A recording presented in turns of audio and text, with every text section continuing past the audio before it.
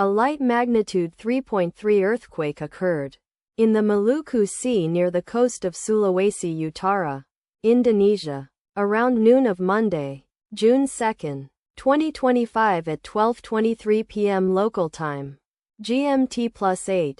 The quake had a very shallow depth of 18 kilometers, 11 miles, and was not felt, or at least not reported so. First to report, BMKG after 6 minutes.